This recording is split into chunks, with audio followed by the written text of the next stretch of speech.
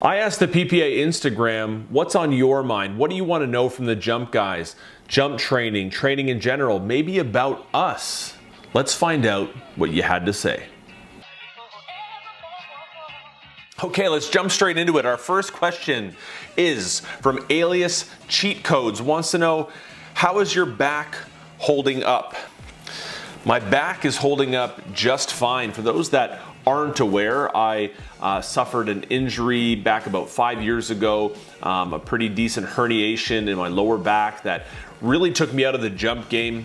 For those that aren't aware that I was a jumper, I was a professional dunker for 8 years. Before that, a highly competitive track and field athlete, but landed really hard on a concrete surface one day, and I think it was just the straw that broke the camel's back. I spent about 9 months with some difficulty walking, and as a result, kind of took me out of the sport I love. But I've climbed my way back in conjunction with, obviously, Coach Chase helping me out with some programming, keeping me accountable. I'm now competitively throwing discus as a master's track and field athlete. I'm performing most of the movements I did before with no pain. I still get a sore back every now and then, but it's night and day, and I'm super excited about it. So thanks for asking about my back. All right, so this question is from Selenji the Fourth. How soon can I fix my right knee and start jumping again? Funny you should ask that. We are actually dropping our brand new knee repair bodyweight and bands program through PPA today, hopefully. By the time this is out, it'll be available. So what I'll do is I'll post a link in the description below and you can grab that. But how soon is a very difficult question to ask, and really a difficult answer to provide, because it really depends on the severity of your injury to your knee, the injury itself. If it's tendinopathy, which is probably the most common injury to the jumper's knee, being jumper's knee, you're looking at anywhere from 2 to 12 weeks, depending again on the severity. This program does an excellent job of incorporating progressive strengthening for the tendon, and also keeping stimulus in there that you're used to as an athlete, so it doesn't feel like you're doing like a rehab program. It feels a little bit more like you're still behaving like an athlete. And we're super proud of this program, and we encourage you to grab it. It's 29 bucks. We make all of our programs, for those that don't know, exceptionally affordable and very comprehensive. So check out the link in the profile below. All right, from Lef. Wants to, Left's a great dude and one of our former PPA insiders. How low should a low rim be in order to help improve dunk skills? Is 9'3" low enough?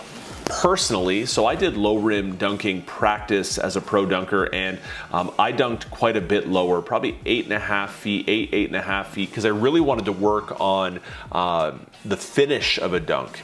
And not having to necessarily worry too much about getting up high enough to dunk is really helpful. So something in that like 8.5 foot range makes it quite easy to obviously get high enough to perform the dunk, but also gives you some time to work on transitions, control, hand speed, and how to actually finish the ball through the rim itself. So that's what I would pay attention to. 9'3" is low, and probably really fun just to have a session on every now and then. And we used to have sessions on like 9.5 foot rims or 9 foot rims, and just jump and do NBA Jam style stuff. But in terms of training, I'd recommend a little bit lower. Okay, next question. What do we have here? From JMDS Gome. This is a regular on our live feeds, big part of PPA. Trouble on moving my arms and leg on single leg bounds. And I've seen this with athletes where you're performing continuous single leg bounds and the arms seem like they're kind of dead. It's very important that we integrate the arms, because the arms are very important for expressing additional power and also getting that kind of that return impulse from the ground. So what I'd recommend is, before you go into any type of like traveling single leg or double leg bound drill, is just some static stationary bounding. So maybe just some pogo hops, so you can kind of like work the rhythm into your body before you perform forward. So you could also shorten the bounds so that it makes it a little bit easier to stay connected to the effort. Bottom line is, it's a skill, and you're going to have to practice at it. But we know your pain, and we know you get there as well. All right, from Hugh Dang, I think that's how you pronounce it. I could be wrong. If I butcher your name, please forgive me. And if I butcher your name and you want to provide the proper pronunciation, do it in the comments below. How to increase elasticity. I'm trying to transition from a power dominant jumper to more of a hybrid jumper. Now, for those that are unaware of what this means, we look at strength-based and elastic-based jumpers kind of on a spectrum, meaning that the far left and far right, either one, doesn't really matter where you are, is that you fall along this spectrum, meaning how you source the energy you require to jump your highest will differ from athlete to athlete. Some are more elastic, that use kind of momentum and the elastic properties of the tendon structures and muscles. Other are a little bit more strength oriented, need that time on the ground to produce that force and really just push themselves away very hard. If you're trying to add more elastic efforts into your programming and you're much more of a strength-based jumper, do it slowly, do it progressively. You can add in things like skipping rope in a warm-up to accumulate those kind of low intensity impacts over time. It's, you know, it's less about throwing these complicated single leg, double leg bound variations in and just being consistent with having that stimulus present. Adding these in, obviously, as an athlete is good for balance. Will it help you jump higher? Probably to a point, and then it's really gonna be, if you're truly a strength-based, strength-dominant jumper, you're really gonna have to continually get strong in conjunction with that elastic training to jump your highest. But a good question, and I just start slow and progress.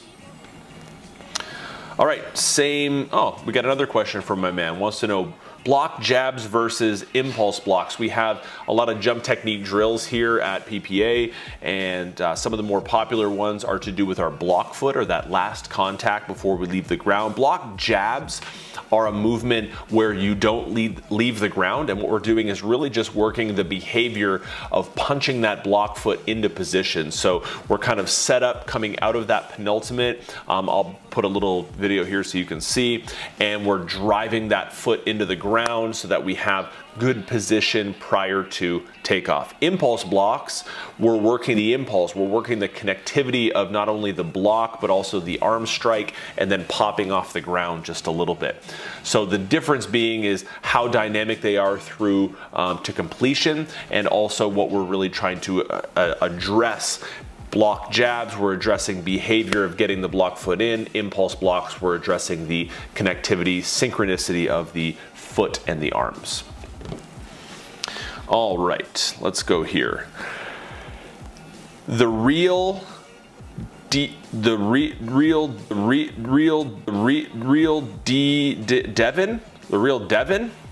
I think that's how we say it.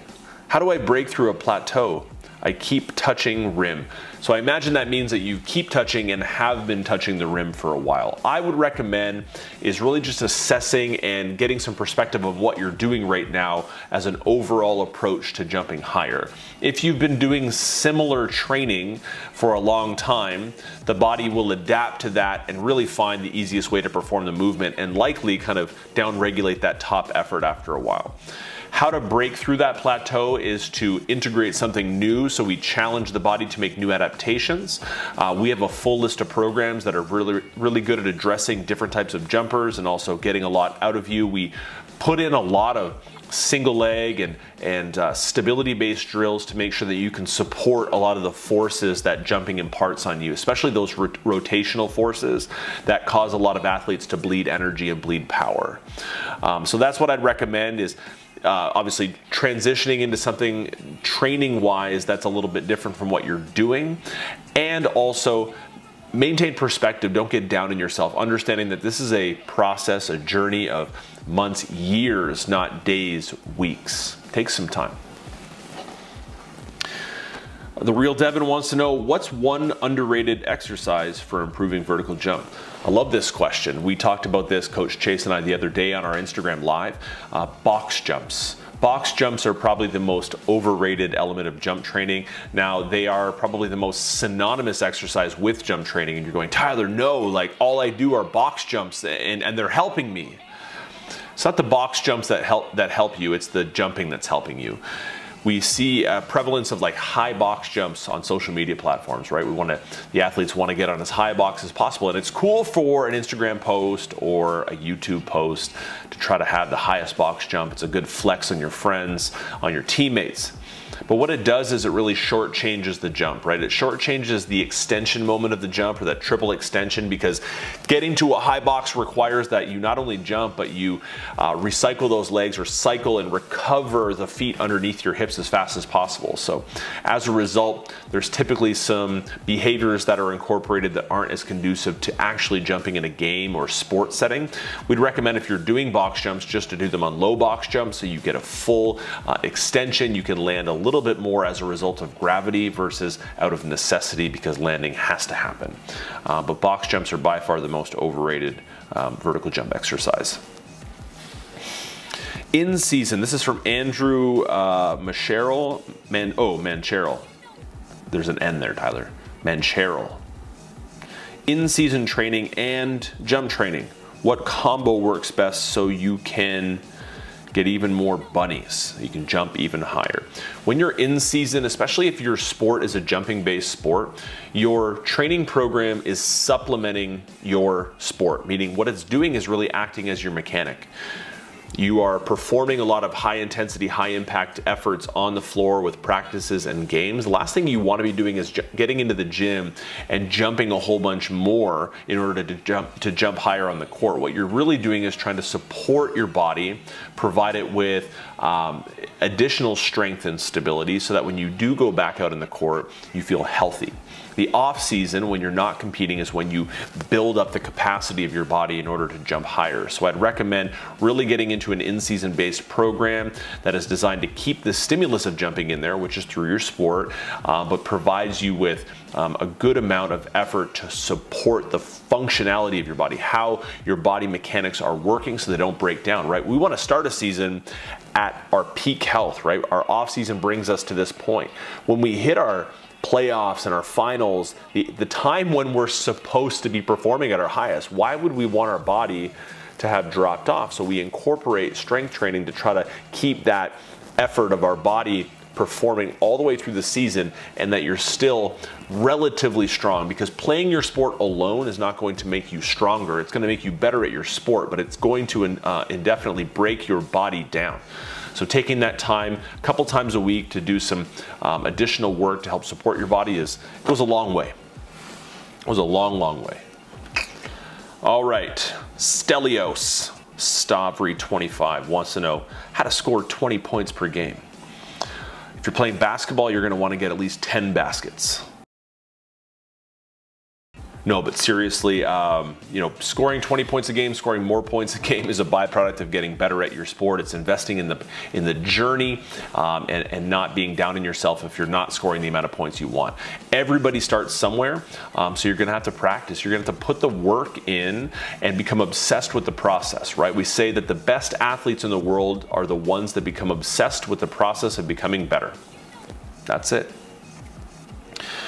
And Bick, all right, it's the last question for today. Bick Fulvik, will you be doing an at-home jump program giveaway? We do a lot of giveaways on our PPA Instagram. I'm sure that it will happen. I can't guarantee you when, but in the meantime, understand that our programs are priced in such a way that they should be affordable for almost everybody. They go and start from $9, and they go to I think our most expensive program is $29. These are programs that are comparable and better than programs on the market listed at $87, $97, $100 plus. We put a lot of effort in to make sure that not only do you enjoy the programs, but they're really nice on the wallet. That's today's Q&A. I like these. We're going to do more of these. If you liked the Q&A format, let us know in the comments below. If you have questions and you just want to know our answers, I like to participate. I like to get into the comments section. Be nice though, or be mean. Just be you. We'll see you in the next one. People do this. Hold on.